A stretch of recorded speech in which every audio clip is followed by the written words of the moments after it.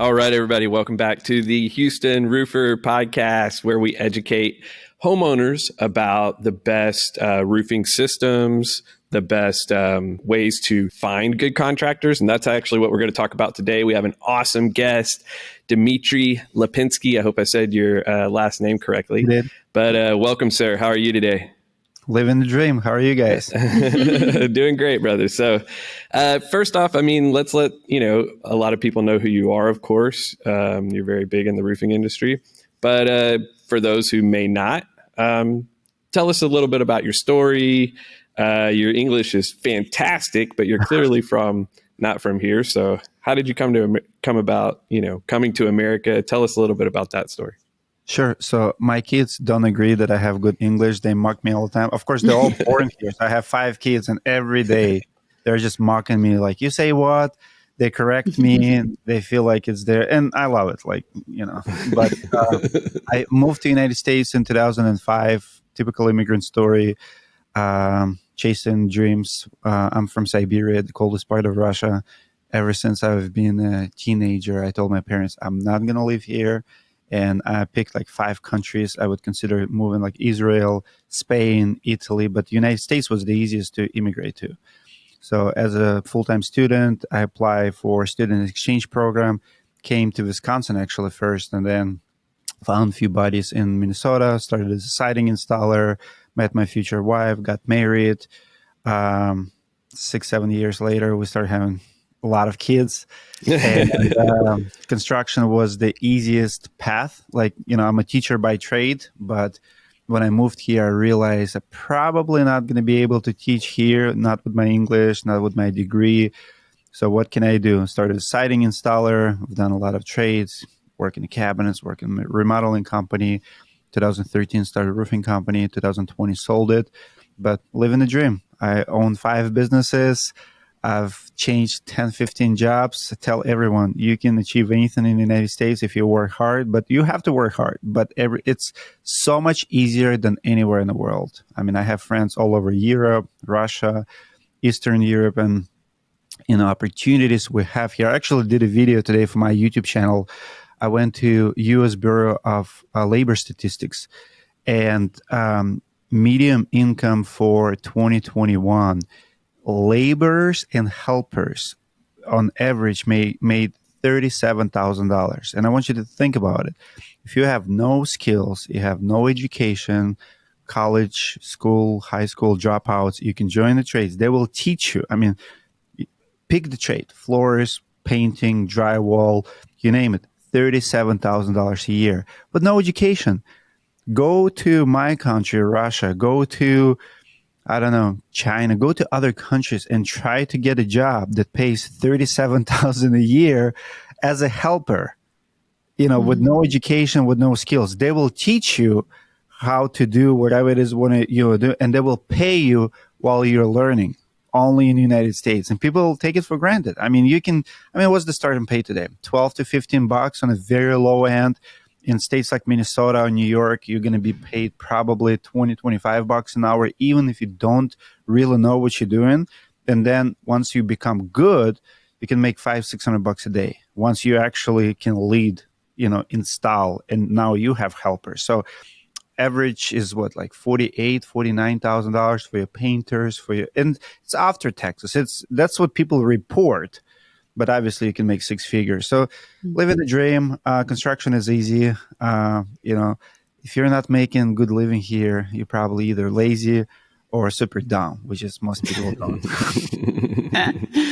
That's a beautiful story about the American dream, live and well. And so you came here, started in siding, and then how did you get into roofing specifically?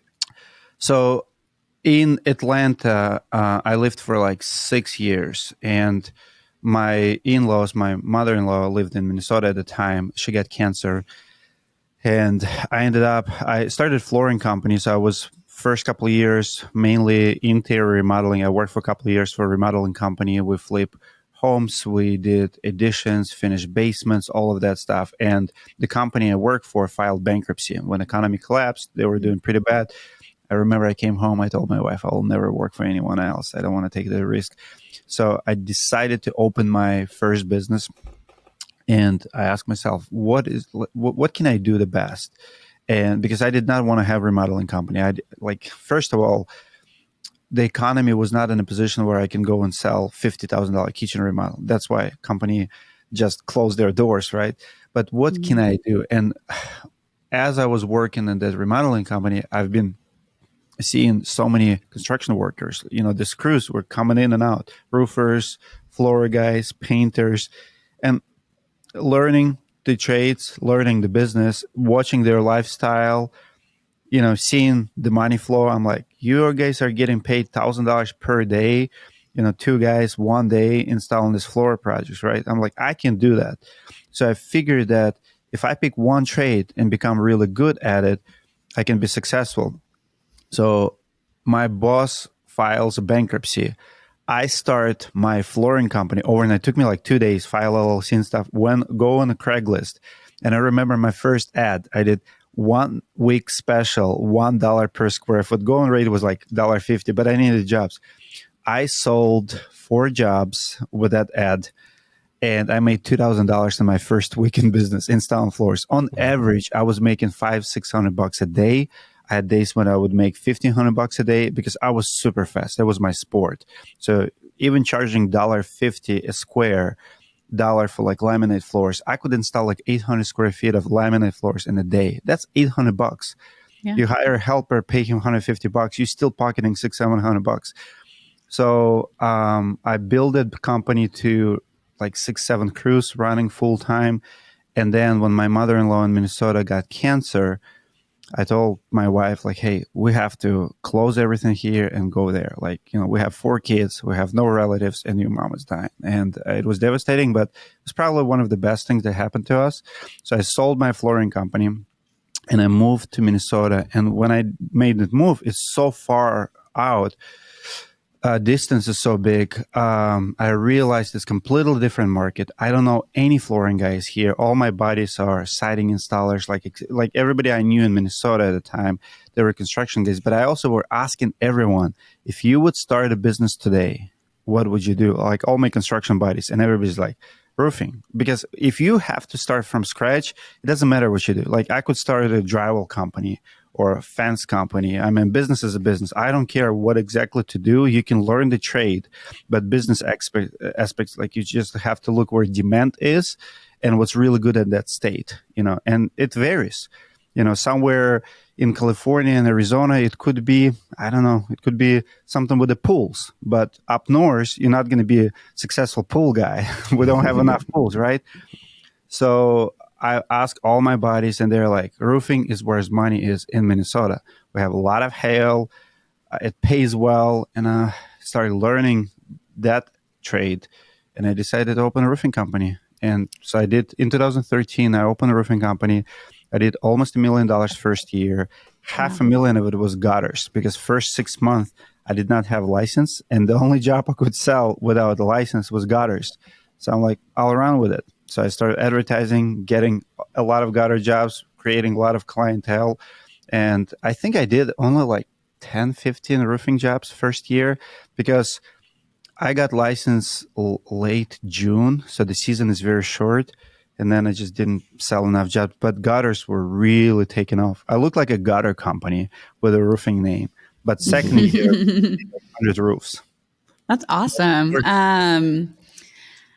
Man, it's just so crazy. Everybody's story on how they've gotten into roofing. You're not 4 years old going, when I grow up, I want to be a roofer, but how the different ways that life leads you. And especially, to hear about your mother-in-law and just, putting family first and where that's taken you now. And now we have the privilege of being here with you. I do want to kind of segue a little bit into the real reason why we're here and talk about Directorii.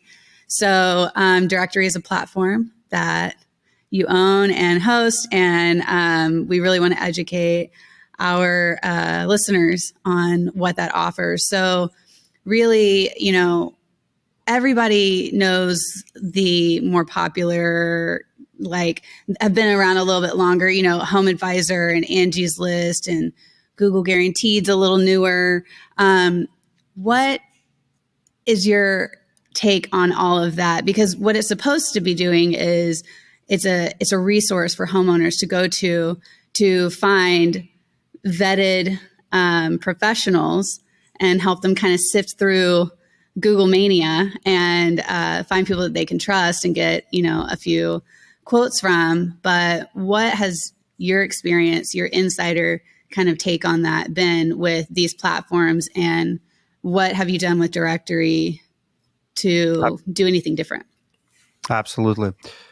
So I've tried them all. I've spent over 7-8 years being a contractor. I spend money every single year. I tried every single platform: Yelp, Porch.com, Thumbtack.com, AngelList, HomeAdvisor, you name it.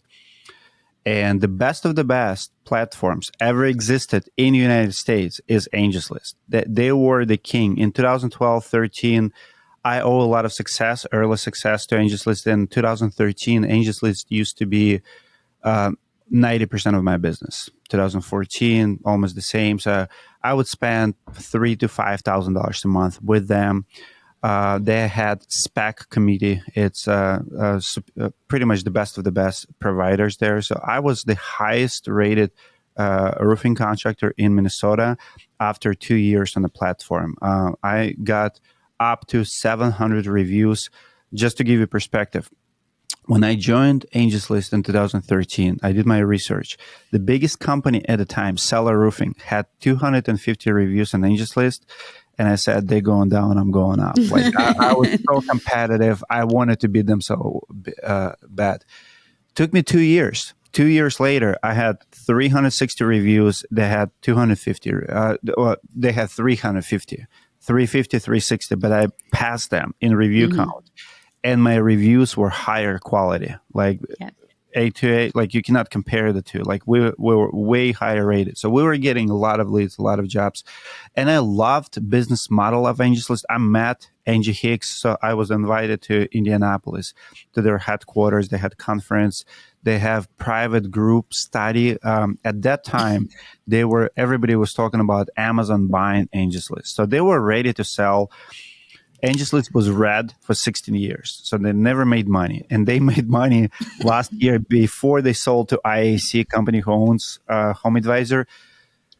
So I was studying them. I knew marketing director for every platform: Porch.com, Thumbtack.com. I'm reading about them. Like one thing you learn. I'm a history major in the university. You learn how to learn. So for me, it's not just signing up for something, but like, what's the algorithm? What do I do to win? Like at AngelList, you had to sell services, you had to have high reviews, and you have to have high response rate.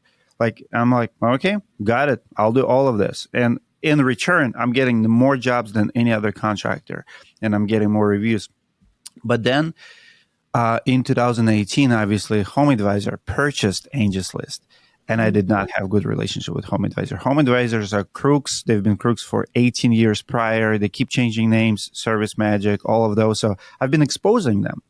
I recorded phone calls and I published them. And I remember HomeAdvisor offered me money to take the video down, and they gave me like $1,000. I'm like, guys, show me some respect. Come on.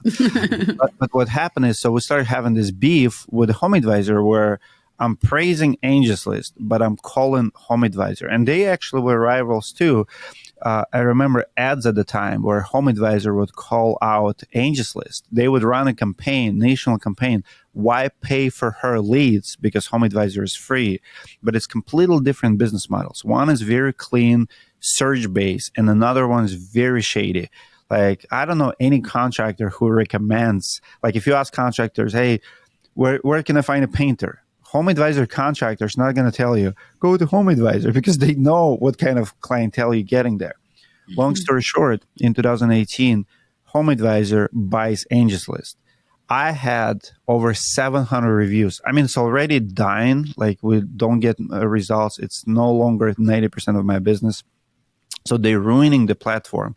And after 2018, I mean, I know personally probably 20, 30 contractors who had over 1,000 reviews on the platform, who've been paying them north of 100K a year who all pulled out because it was dead. So they ruined it. And within 2 months of Home Advisor buying Angie's List, I had 4 listings with them. They kicked me all out, like all of them. So not only like they would not take my money, which is, I don't blame them, but I didn't do anything on the Angie's List, right? Like I didn't like Home Advisor, but now they're making these changes. And so they purchased the company and I was devastated. I'm like, you guys ruined one good service, that one platform that homeowners and contractors could connect. That was the only, like, and you know, if we would do poll in the contracting world, I would say like 90% of contractors share my opinion in it.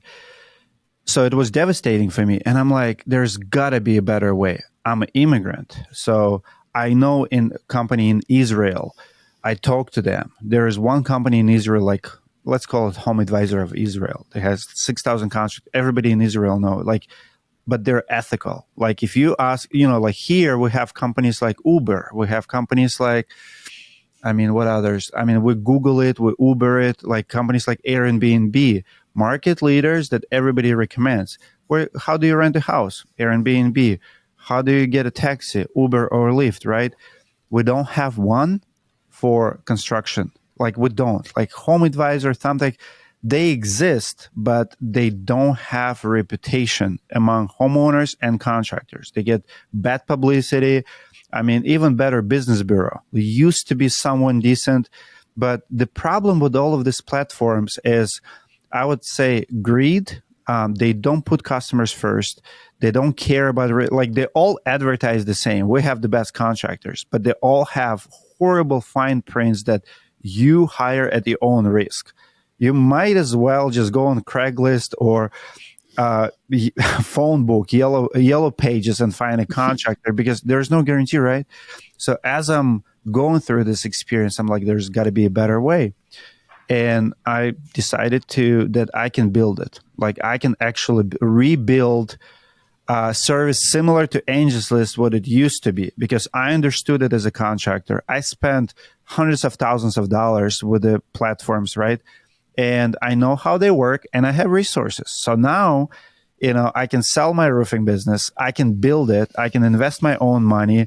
Pretty much what I did is I went after biggest problem that I've seen in my industry. Like there's no bigger problem that connecting homeowner and contractor. The problem is not solved. Nobody's willing to solve it. So I started Directorii. So far, I spent over $500,000 of my own money. I mean, my pay was like $30,000, $40,000 a month. So we build it on the same platform as Instagram. I have very, very talented team overseas, the same guys who've been working on the websites for Volkswagen and Bentley. You know, they came from automotive industry, but they were managing like very powerful websites. So I hired the best team. I have a couple guys working in the United States, customer service and, you know, presentation guys, people who understand business here process, but it was challenging. It's not easy business, especially when you build, you know, you're competing with billion-dollar corporations, but you have the idea, you have support of roofing community. So we have over 600 contractors. We're getting 80 to 100 jobs, per month right now, and we're growing. We're just getting started. A month ago, we launched app for the homeowners. Now we're launching app within a couple of weeks for the contractors. So it's finally getting together. Contractors love us. Homeowners love us. We take care of everyone. But the biggest thing is we guarantee, I tell everyone, I don't give better recommendation. And if I do, I own that job and I'm going to be liable for that. Because if you ask me, Dmitry, give me a roofer, and I give you a roofer and he messed up or he stole money from you, how is it not my liability? You know, we have a job right now, like last year, there's a contractor who homeowner find him on a Home Advisor, and he went on a rage, destroyed the house. And homeowner went to Home Advisors like, you guys need to settle this. And they're suing Home Advisor, rightfully so. Like, and Home Advisor, we're not going to pay you. Listen, you have 220,000 contractors that you charge them monthly for your leads. You have billions of dollars in revenue, 20 billion. Like, you telling me that you cannot pay one claim?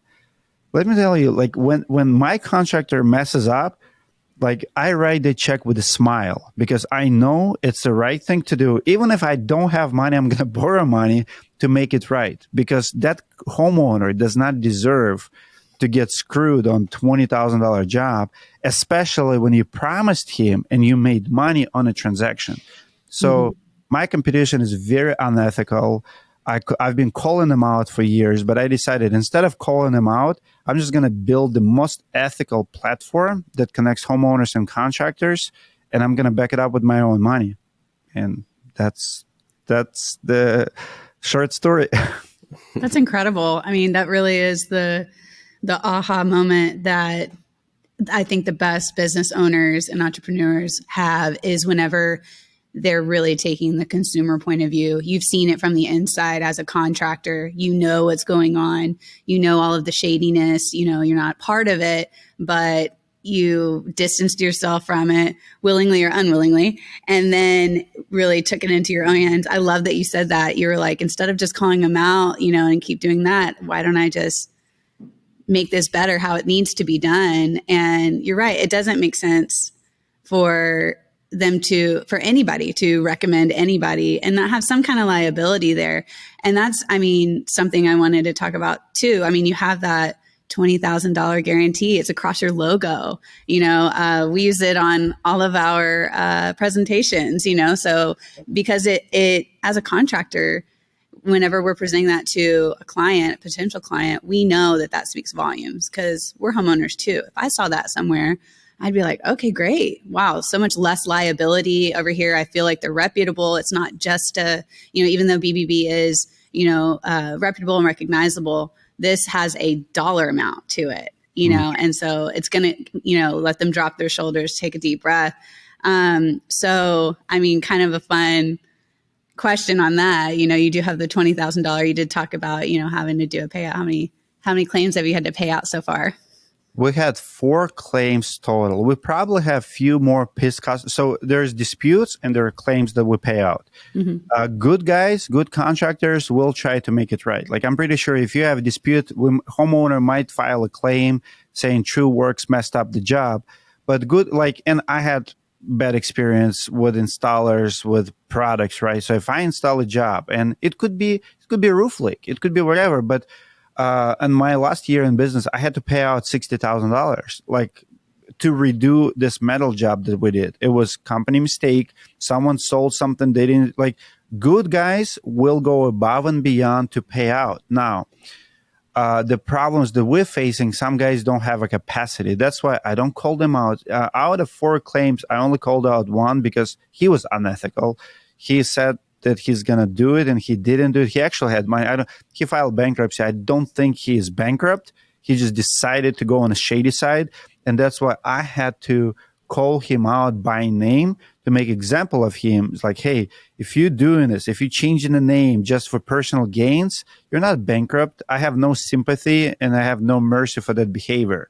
You should not be running any roofing or construction company. You should not change names. And a lot of people do it. So that cannot be forgiven, if you will. But other 3 claims, we never made a video about it. We never mentioned. People don't know who they are.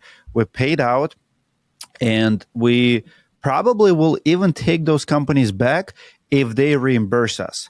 So the truth of the matter was that they, I'll give you an example of our biggest claim. In New Jersey, we have this company. They messed up and they keep coming back to this job and they could not make it right. Homeowner actually said, I don't want you anymore. But they were nice. When I called them, they didn't block our numbers. They're like, Dmitry, I feel bad. So it was pretty big dispute over the work. Contractor were agreeing that not everything they've done. It's one of those jobs where you make one mistake, it leads to another. And now no matter what you do, you will never make it right. It happens, right? The best resolution for that is to bring someone else to fix everything, right? It gives homeowner confidence. It actually removes the stress from the contractor. They would rather pay. But when that happens, you're probably going to pay premium because another contractor fixing your mistakes, he's going to put premium price on it. He's not going to do it for his average rate. And can you blame them? No, he's already dealing with a pissed customer with a job that went wrong, and you have to pay premium. So $12,000 claim on $12,000 job. Not everything has to be redone, but I mean, and the contractor told me, well, I'm willing to pay maybe up to $6,000. And I'm like, well, first of all, I'm not in a position to offer any other contractor to do it for $6,000. At this point, you pass through those chances. Like, now we have to make it right. So we paid out $12K, and the guy feels bad, and I feel bad, and it's a nasty situation.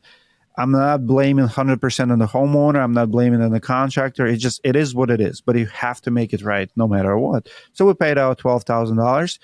Contractor told me he might pay me back one day because if he's going to keep staying in business. Today he is, let's say, $2 million company. If he grows to $10 million, he might look back and say, well, I should have paid. Like, for him today, $12,000, it's burden. It's something that he cannot pay and cannot even, I would say it's almost like a mind game. Some people just cannot mentally take that liability. It's just so much money. They're running paycheck to paycheck. They, overhead is so big, and it's tough to survive first couple of years. So I think he's mentally in that position. But 2 years from now, he might be like, man, that was my little problem. Today I have $50,000 problem, and I'm fixing it, right? He might call us and say, Dmitry, I'm willing to make it right. Would you release me?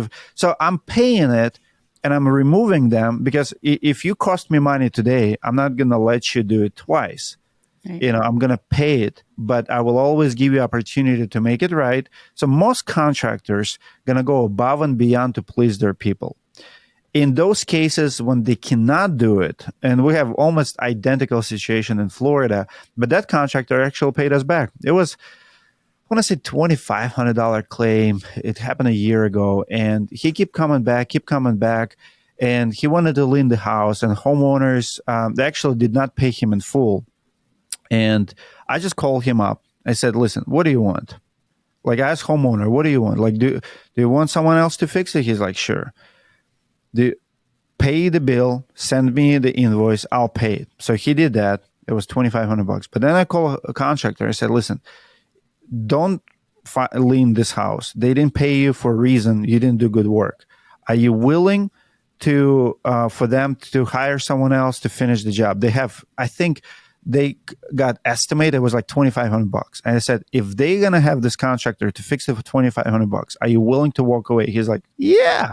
I'm like, done. So they hire someone for $2,500. I paid them $2,500, and this guy pays me back $2,500. So technically, I paid it out, but I have my money back. And a lot of guys will do it like that. So there's no reason to be nasty as long as contractors are willing to make it right. So we're like insurance company. We're like a bank. So we're gonna make it right for the time being, and then we'll let contractors reimburse and make it right later. A lot of times they're just not in a position to do it now, but we can work with that. That's awesome. That's just incredible, doing the right thing at all costs. So tell me just a little bit about like the user experience. So I'm a homeowner and I'm looking for a trade. What all types of trades do you have on Directory? You say you have an app now. So what would I do? I want to find a great contractor. I love the 20K guarantee. Love what you're doing. What's my next step? So sign up. You have to be a user. We have to know about you. Like, you cannot just browse it and call behind the back. So you have to be a user, just like you would use Uber or Lyft or any other service, right? So you become a user, whatever you need. If we don't have a trade in your city, so let's say you need a drywaller in Houston and we don't have someone listed, we're going to manually find someone for you. So we will we'll take your request. So we're full concierge service. Like, we even will go over estimates. Like, if you got 3 estimates and you have no idea what to look for, send us those estimates, and we'll tell. I mean, we're not going to tell you who to hire, but we're going to tell you, like, hey, we think this is better. Even sometimes it's more money. Sometimes I'll give you an example. Actually, in Houston, I have 2 roofing contractors in Houston 2 years ago. Both of my buddies, I actually really good friends with both of them. Homeowner is getting estimates for roofs. One estimate was $27,000. Another one was $21,000. He sent me both estimates. Huge difference, $6,000. He's like, Dmitry, I'm concerned about this cheap guy. And I'm looking at it, and cheap guy, what happened is he was buying Atlas shingles truckloads, like 40 pallets at a time. So he could afford it. And they're both in business school, so I'm coaching both of them. I actually have a tough conversation with both of them. Here's what happened on that one. One was buying it in bulk, and he was passing all the savings to the homeowners. And I called him, like, why would you do that? Because I get it that you're getting it in bulk, but you're going way below average to the point where homeowners have concern that you're chucking a truck and you're not charging enough, right? I understand that your profit margins are good, but just because you got product cheaper does not mean that you have to go way below competition, because he would be like cheapest bit. But then another guy didn't have overhead, worked from his house, and for some reason, he just decided to charge premium on that one. And I'm like, what are you thinking? Like, why are you charging so much? Like, his profit margins was way like too much for him. I'm like, you could, like, let's say they both should be about 23, 24,000. But this guy tried to do almost like 27 and this one 21. So they both are making business mistake essentially. Mm-hmm. But I have to explain to the homeowner why 21,000 in this case is a good deal. He's not too cheap. He is charging enough. His margins are good, right? And to be honest with you, either one of them would be good recommendation. But even if they're your best friends, you're not going to say, yeah, go with the $27,000 one, because it's definitely overpaying. So I have to push it towards 21.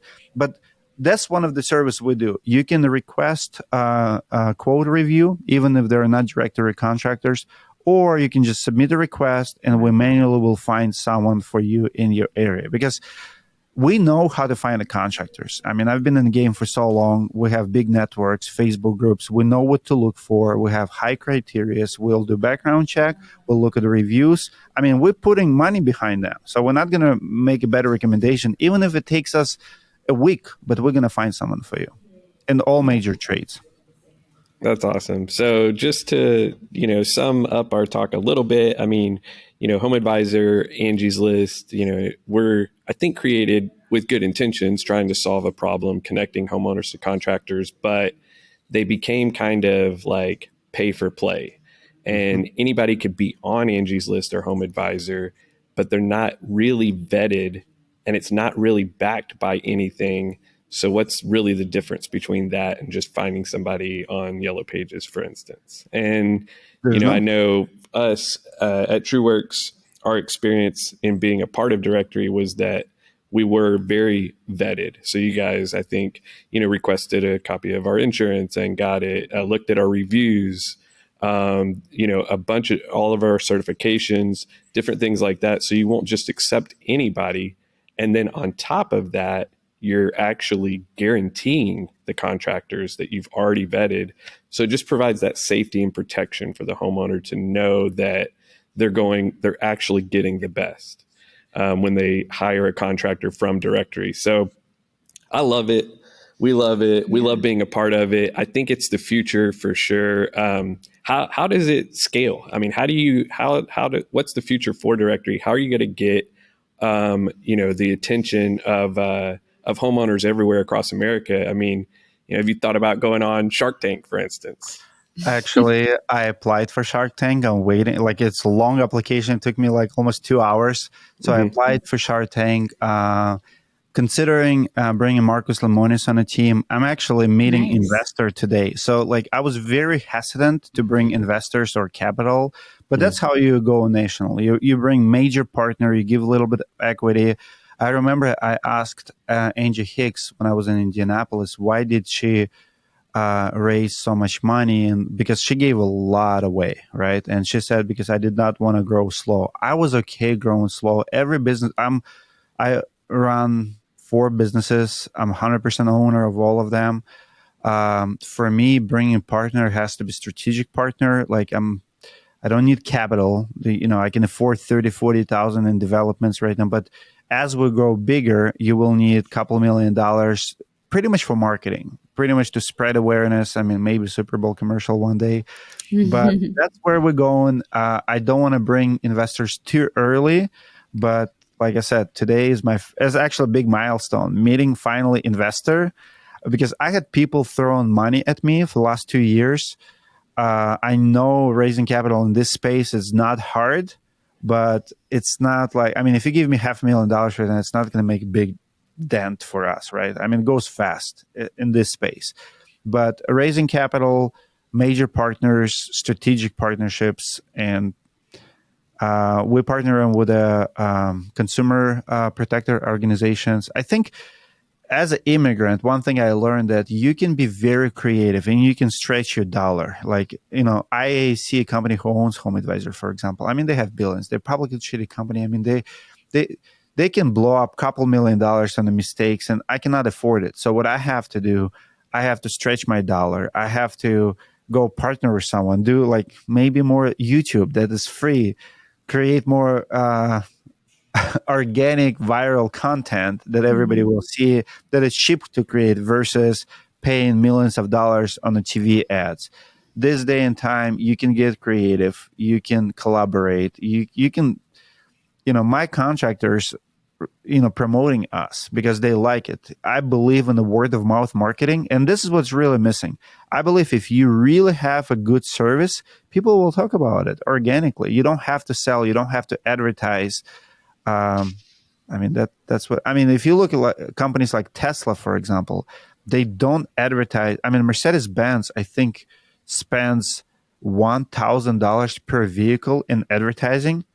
And Tesla, they might advertise, but it's not nearly as much as Ford or Mercedes or Toyota, right? They don't run, you don't see as many ads on TV. And there's a reason for it, because they have Elon Musk, who knows how to be popular on Twitter and to make hype, to get in the news. Like, I'm that guy. Like, I know how to spread awareness. That's awesome. Well, we thank you so much for being here with us, talking about Directory for all homeowners, Houston, or wherever you are. Go to directory.com, download the app, iOS or Android, right? Directory. Yep. And if you want a good, trusted contractor that's been thoroughly vetted and is backed by an actual guarantee, we love it. You'll love it. So check it out next time you're going to hire your next trade. Awesome. Thank you so much for the shout out, guys. Thank you, Dmitry. Absolutely. Thanks for being with us.